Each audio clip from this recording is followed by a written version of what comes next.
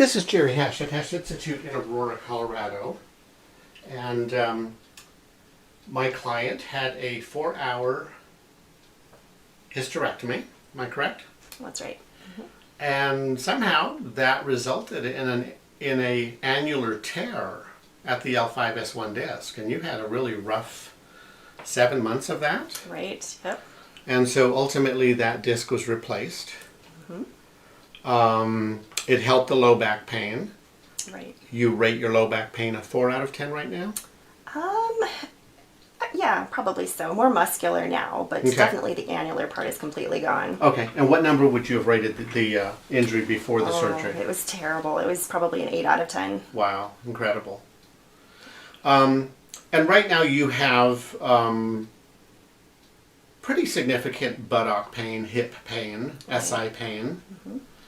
You've had a considerable amount of injections, right? I have, yeah.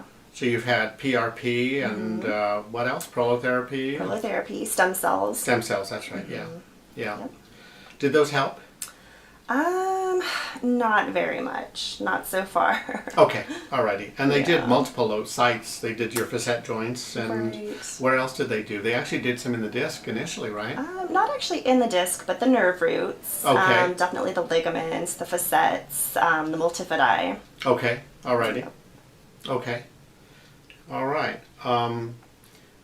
So what I've screened your hip, and your hip motion is fabulous in all directions. Leg lengths are equal.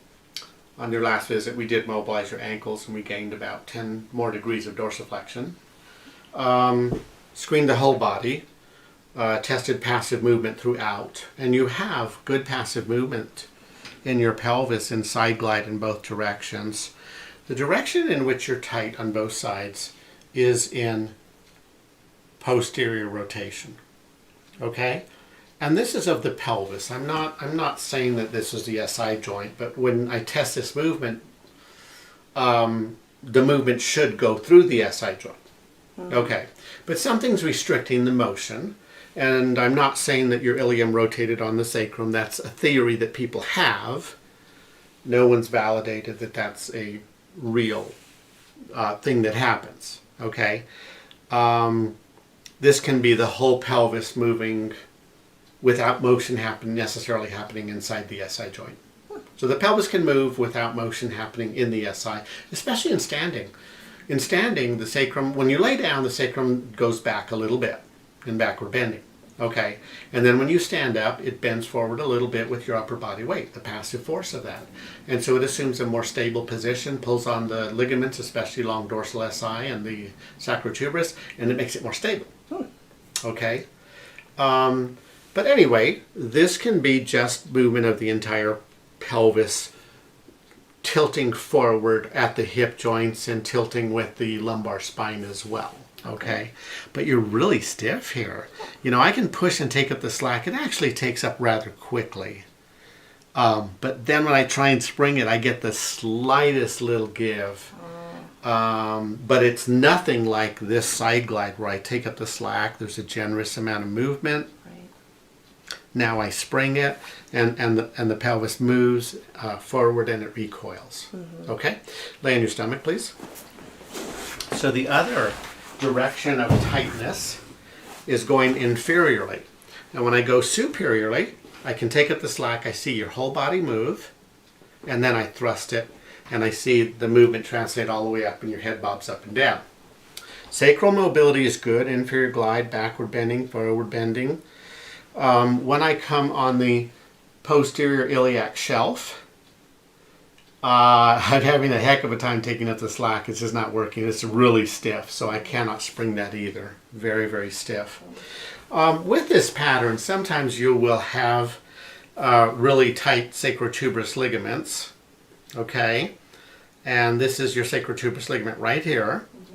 And I'm trying to indent it, and it's just really hard. It's really tight. I can indent it ever so slightly, much less than I should be able to. With this anterior tilt pattern, it sometimes restricts hip extension, okay? But you have at least 15 degrees and you have a soft end feel. I'll be curious to retest that after we treat you, and maybe it'll gain to 20, I don't know. Let's have you lie on your back and let's look at your hamstring length.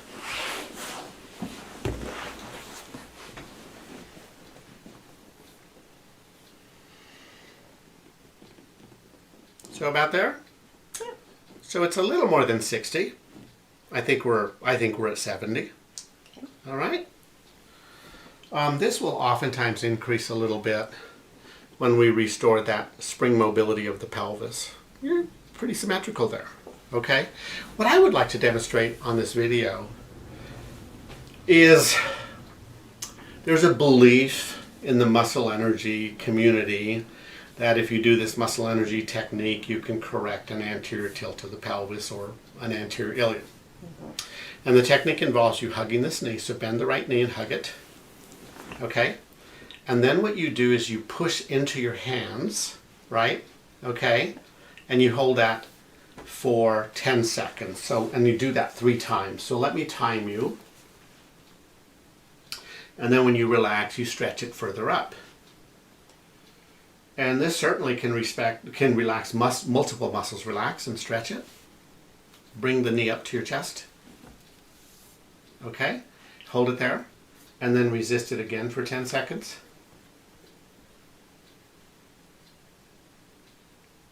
And then when you let go, just stretch it up to your chest. And let go. Stretch it up to your chest. And then resist it again for 10 seconds. And I use the watch. I don't trust, 10 seconds feels like a minute, And then stretch it again. Let go and stretch it. Good. All right. Put your legs out straight. So I can appreciate that this would especially relax the hamstrings and the gluteus maximus. Okay. Maybe it also reflexively relaxes the psoas. That's a possibility, and the abdominals. All right. I have not found it to increase this passive motion. Okay, so I can take up the slack, and I actually feel like I can go a little further to take up the slack. Okay, but there's no spring. I cannot spring it. Okay, so the technique I like is what I learned from Richard Dantigny, who's up in Montana. He's about 85 now, still cranking out papers. He publishes on ResearchGate. Also, he has a website. He puts his work up there as well. And he has published a lot on the SI joint, okay? And he taught me a technique where you hug the right knee outside the shoulder. So grab this knee, bend the knee, take it outside. Yep, like outside. Yep, perfect. So it's about a 15 or 20 degree angle outward. Okay. And I'm going to go get my phone to use the timer.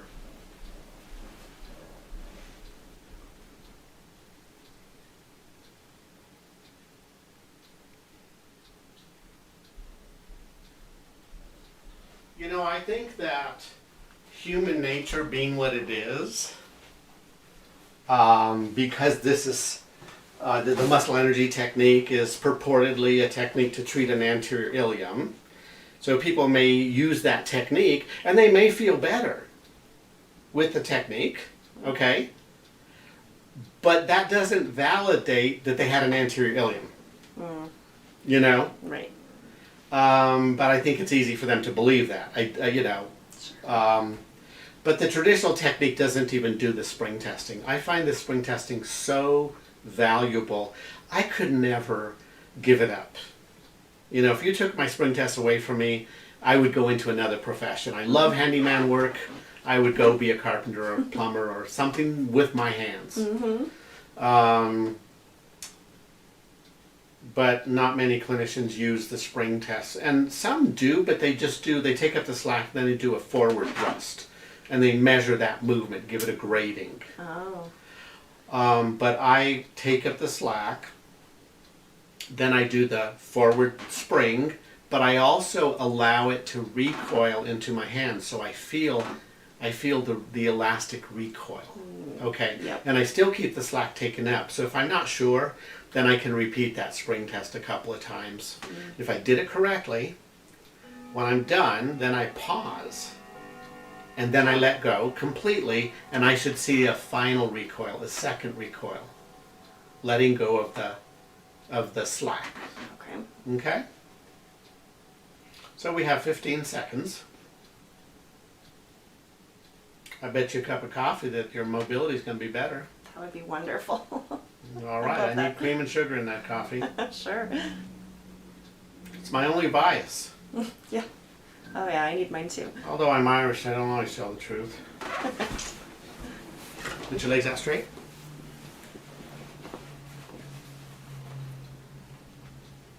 So I enjoy a beer every night, and I got put on an antibiotic for my diverticulitis, the third course. Okay. Oh. And I can't have my beer for 7 days. Oh, no. 10 days actually. Oh, no. Yep. All right. So here we're going to take up the slack, and that moves more. Feels like Okay. it, yeah. Now I'm going to test the spring. There's your spring, and there's your recoil.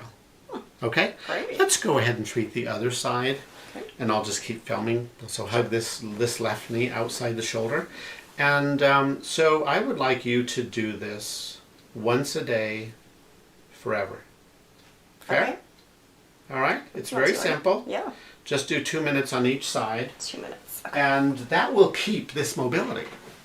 That You would know, be you don't wonderful. have to be doing it all day long. Some people do that. Like they keep aligning themselves all day long. And it's just like something's missing. Yeah, it's not necessary. Something's not right. But this technique will work very effectively. You know, in fact, if you skip a few days and come see me and I do the spring test, I'll bet you it'd be normal. Oh, okay. Yeah, it's really easy to keep. Great.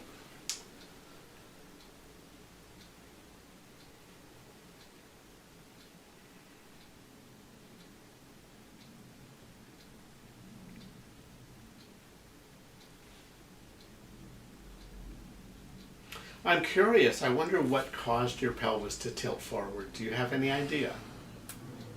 I really don't. I mean, unless it's coming from my knees kind of caving in, being knock-kneed. I've always been that way, but I've never had issues until after my surgery. Okay.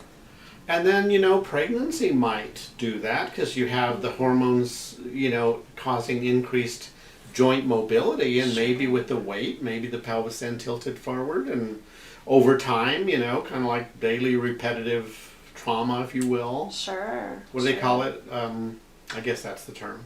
Yeah. Maybe that contributed. It would be interesting to have looked at you before your pregnancy and, you know, get a baseline. Yeah, it would have been interesting. The outsides of my hips were very painful during pregnancy. Oh, is that so? I could not sleep on my sides. It went away right after my Nice, kids were good, born, but good. yeah, similar pain to now with what I think is the tendinosis.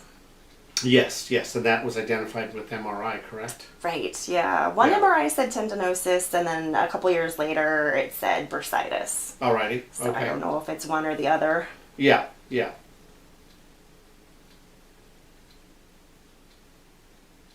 All right. You can straighten it out.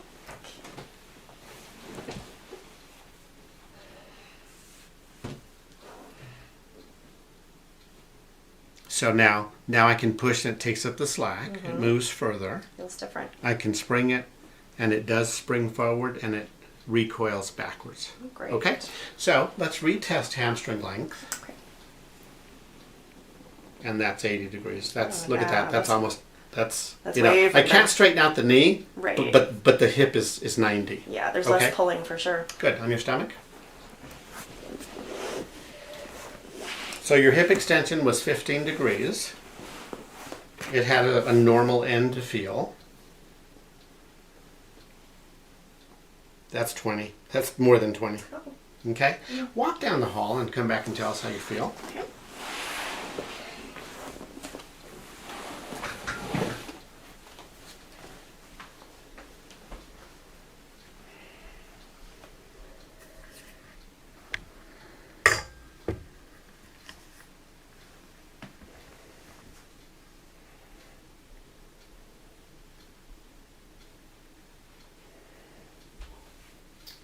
Definitely less tightness.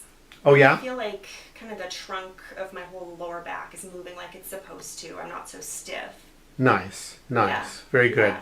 I'm curious. I wonder if it changes how you feel sitting. You want to come sit in this chair? Yeah.